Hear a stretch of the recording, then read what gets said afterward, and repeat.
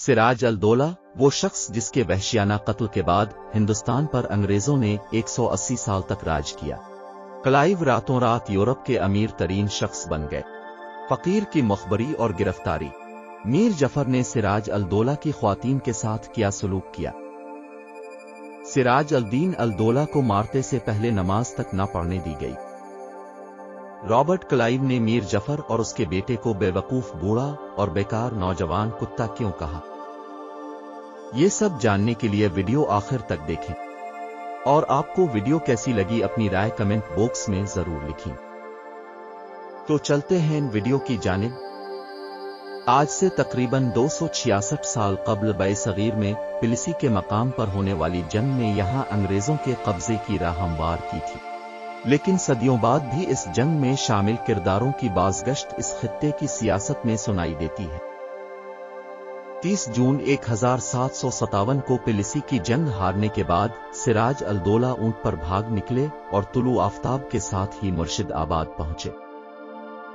अगले ही दिन Robert Clive ने मीर जफर को एक नोट भेजा जिसमें कहा गया था कि मैं आपको इस फतह पर मुबारकबाद देता हूं। ये फतह मेरी नहीं है। मुझे उम्मीद है कि आपको नवाब बनाने का ऐलान करने का एजाज मुझे हासिल होगा। इससे पहले सुबह सवेरे घबराहट और थकावट का शिकार लगने वाले मीर जफर बरतानवी कैंप में अपनी मौजूदगी दर्ज कर रहे थे, तो बरतानवी फौजी उन्हें कर्नल क्लाइव के खेमे में ले गए।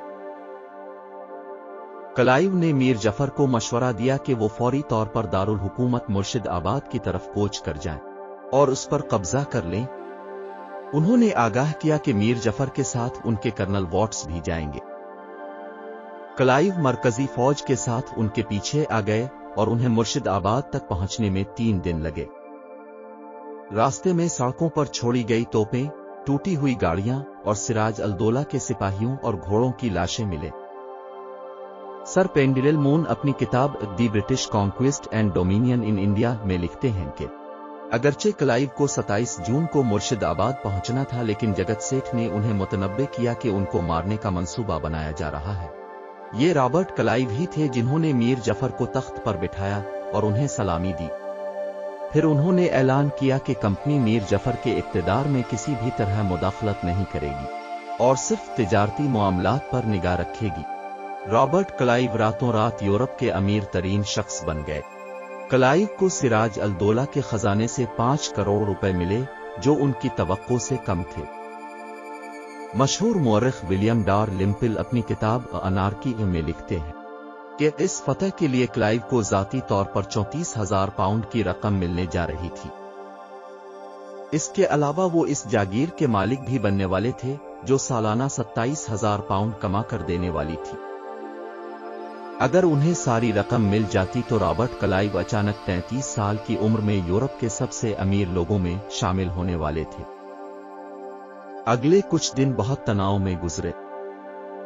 को खौफ था कि मीर जफर अपने वादे से माकर न जाए। वो दोनों एक दूसरे को इसी तरह अजाब देने की कोशिश कर रहे थे जैसे 2 बड़े गुंडे बड़ी लूट मार के बाद इसको बांटने के लिए बैठ गए हैं। सिराज अल-दौला सुबह 3 बजे छप कर भाग गए। जब क्लाइव इस लूट मार में से अपना हिस्सा लेने के मुंतजिर थे, तो मीर जफर के बेटे मीरान ने सिराज अल-दौला को ढूंढने में कोई कसर नहीं छोड़ी, जो बंगाल के दारुल हुकूमत से फरार हो चुके थे। मशहूर मुअर्रिख सैयद गुलाम हुसैन खान ने अपनी फारसी जबान में लिखी गई किताब सय्यार अल-मताखरीब में लिखा है कि सिराज अल-दौला आम लोगों का लिबास पहनकर भागे थे। इसके हमरा उनके करीबी रिश्तेदार और बाज ख्वाजा सरा भी थे। सुबह 3 बजे उन्होंने अपनी अहलिया लुत्फ अन्निसा और बाज करीबी रिश्तेदारों को इहातादार गाड़ियों में बैठा दिया। जितना सोना और जेवरात अपने साथ ले सके अपने साथ ले गए और महल छोड़कर भाग निकले। वो पहले भागवान गोला गए और फिर 2 दिन बाद कई कश्तियां बदलकर महल के किनारे पर पहुंचे। यहां वो कुछ खाना खाने के लिए ठहरे। उन्होंने खिचड़ी बनवाई। वो इसलिए कि उन्होंने और उनके साथ सफर करने वाले लोगों ने 3 दिन से कुछ नहीं खाया था। इसी इलाके के एक फकीर शादाना ने मुखबरी करते हुए सिराज अल-दौला के दुश्मनों को उनके वहां पहुंचने की खबर दे दी। वो दुश्मन जो उन्हें ढूंढने के लिए दिन रात एक कर रहे थे। ये खबर मिलते ही मीर जफर के दामाद मीर कासिम ने दरिया उबूर किया और सिराज अल-दौला को अपने मुसल्लह अफराद के साथ घेर लिया।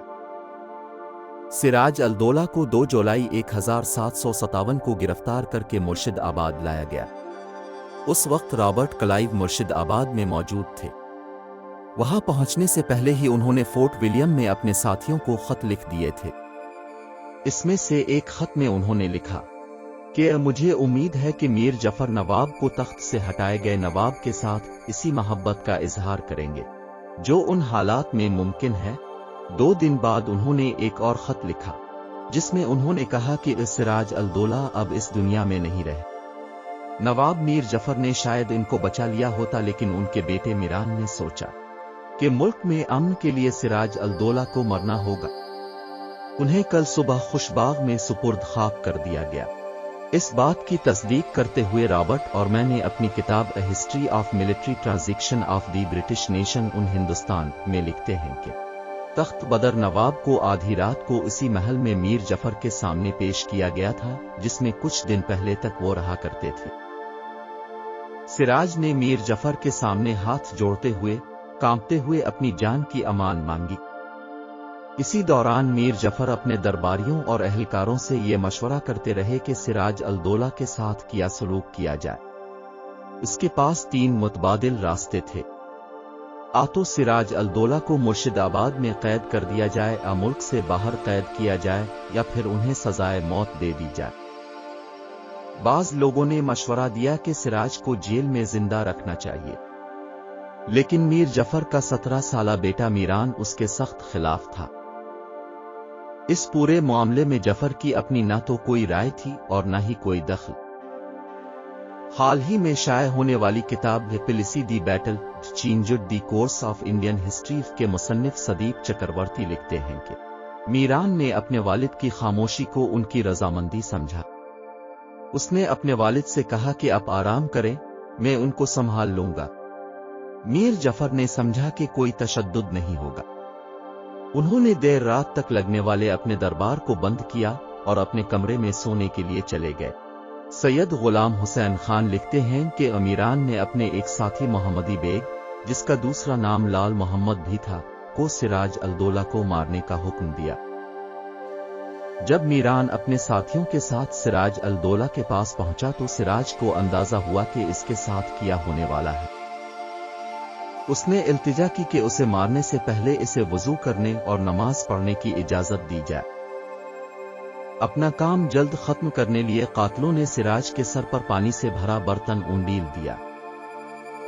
जब सिराज अल-दौला को एहसास हुआ कि उन्हें सुकून ने वुजू नहीं करने दिया जाएगा तो उन्होंने कहा कि उसे प्यास बुझाने के लिए पानी पिलाया जाए। अबरत और मैं लिखते हैं कि फिर तभी अचानक मोहम्मदी बेग ने सिराज अल-दौला पर खंजर से हमला किया। जैसे ही खंजर ने अपना काम किया, दूसरों ने अपनी तलवारें सूंट ली और वो सिराज अल-दौला पर पनल पड़े। वो मुंह के बिल गिर पड़े। अगले दिन सिराज अल-दौला की मस्ख शदा लाश को हाथी की कमर पर लाद दिया गया और मुर्शिदाबाद की गलियों और बाजारों में घुमाया गया। ये उनकी शिकस्त का सबसे बड़ा सबूत था। सैयद गुलाम हुसैन खान इस बर्बरियत को बयान करते हुए लिखते हैं कि इस दरिंदगी के सफर के दौरान इस हाथी के माउत ने जानबूझकर हुसैन कुली खान के घर के सामने हाथी को रोका। 2 साल कबल इसी हुसैन कुली खान को सिराज अल-दौला ने कत्ल करवा दिया था। यहां पर सिराज अल-दौला की लाश से खून के कुछ कतरे इसी जगह गिरे जहां कुली खान का कत्ल किया गया था। करम अली ने दी मुजफ्फरनामा ऑफ करम अली में उसका तज़किरा करते हुए लिखा है कि तकरीबन 70 बेगुना बेगमोहे को एक कश्ती में बैठाकर दरियाए होगिल्ली के वस्त में ले जाया गया था और कश्ती को वहां डुबो दिया गया। सिराज अल-दौला खानदान की बाकी ख्वातीन को जहर देकर हलाक कर दिया गया। उन्हें जेर आब मार दी जाने वाली ख्वातीन के साथ दरियाए हगली के करीब ही खुशबाग नामी बाग में दफन कर दिया गया। सिर्फ एक औरत की जान बख्शी गई। ये सिराज अल-दौला की बहुत खूबसूरत अहलिया थी। मीरान और उसके वालिद मीर जफर दोनों ने उन्हें शादी का पैगाम भेजा। पिलिसी की जंग जीतने के 1 साल के अंदर ही मीर जफर का जलवा कम होने लगा। कुछ अरसा कब्ल तक मीर जफर की वकालत करने वाले क्लाइव ने उन्हें दी ओल्ड फूल यानी बेवकूफ बूढ़ा और उनके बेटे मीरान को दी वर्थलेस यंग डॉग यानी एक बेकार नौजवान कुत्ता करार दिया। सस्ती, नाअहली और अफ्यूम ने मीर जफर को यकसर तब्दील कर दिया था। 11 नवंबर 1758 को क्लाइव ने जॉन पेन को एक खत लिखकर कहा था, जिस शख्स को हमने तख्त पर बिठाया वो मगरूर, लालची और बात बात पर गाली देने वाला शख्स बन गया है। अपने इस रवैया की वजह से वो अपने अवाम के दिलों से दूर होता जा रहा है। क्लाइव के इंग्लैंड वापस आने से पहले मीर जफर अपनी फौज के 13 माह के बाकी किराए की सिर्फ 3 किस्तें ही अदा कर पाए थे। तनख्वाह न मिलने की वजह से उनके फौजी बगावत के मोड में आ गए थे। सर पेंडेरल मोन अपनी किताब वारीन ही सटनगुस एंड ब्रिटिश इंडिया में लिखते हैं कि मीर जफर के फौजियों की घोड़े हड्डियों का ढांचा बन चुके थे।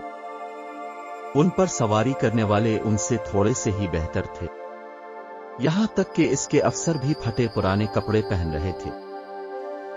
पिलिसी की लड़ाई के 3 साल के अंदर ही अंदर इंडिया के सबसे अमीर शहरों में एक मुर्शिद आबाद गरीबी की दहलीज पर आन खड़ा हुआ था। इस बर्बादी के लिए बहुत हद तक खुद मीर जफर जिम्मेदार थे। गुलाम हुसैन खान लिखते हैं कि अमीर जफर हमेशा महंगे जवाहरात पहनना पसंद करते थे, लेकिन नवाब बनते ही उन्होंने एक ही कलाई में मुख्तलिफ जवाहरात से बनी 6-7 ब्रेसलेट पहनना शुरू कर दी। इसके गिले में 3-4 लड़ियों की माला लटकी रहती थी। उसका सारा वक्त मौसीकी सुनने और ख्वातीन का रक्स देखने में सिर्फ होता था। कुछ ही दिन में ये वाज़ेह हो गया था कि मीर जफर में बंगाल पर हुक्मरानी करने की सलाहियत नहीं है। वो एक अनपढ़ अरब सिपाही की तरह थे जिनका राजपाट से कोई वास्ता नहीं था। सर पेंडेरल अपनी किताब the British conquest and dominion of India में लिखते हैं कि अब क्लाइव ने खुद इंग्लैंड जाने वाले जहाज पर सवार होने से पहले कहा था कि मीर जफर में हुक्मरानी का दम नहीं है, उनमें यह सलाहियत नहीं है कि वो अपने लोगों की मोहब्बत और उनका एतमाद हासिल कर सके। उनके बदइंतजामी ने बंगाल को इंतशार की तरफ धकेल दिया है। दूसरी जानिब उनके बेटे मीरान का हमदर्द और रहम दिली से कोई सरोकार ही नहीं था। उनकी सबसे बड़ी तशवीश ये थी कि कैसे अली वर्दी खान के बकिया कुंबे को खत्म किया जाए ताकि मुस्तकबिल में बगावत के इम्कान को खत्म किया जा सके। गुलाम हुसैन खान लिखते हैं कि अली वर्दी खान के पूरे हरम को दरिया में डबोने के बाद इसकी तवज्जो सिराज अल-दौला के 5 करीबी रिश्तेदारों पर मरकूज हो गई। उसने सिराज अल-दौला के छोटे भाई मिर्जा मेदी को लकड़ी के 2 तख्तों के दरमियान रखकर पिसवा दिया। बाद में मीरान ने इस कत्ल को सदी की कहावत को दोहराते हुए जायज करार दिया कि सांप को मारने के बाद इसके बच्चे को छोड़ना कोई दानिशमंदाना बात नहीं है। दूसरे हरीफों और साबिक इंतजामिया के अहम एहलकारों को मीरान ने दरबार के अहम दरवाजे पर अपने हाथों से छर्रा घोंप कर हलाक किया और उन्हें जहर पिलवा दिया। गुलाम हुसैन खान ने अपनी किताब में लिखा है कि मीरान सिराज अल-दौला के खानदान के मारे गए लोगों की एक फहरिस्त रखता था और इसे एक खास नोटबुक में अपनी जेब में रखता था। जल्द ही इस फहरिस्त में मरने वालों की तादाद 300 हो गई।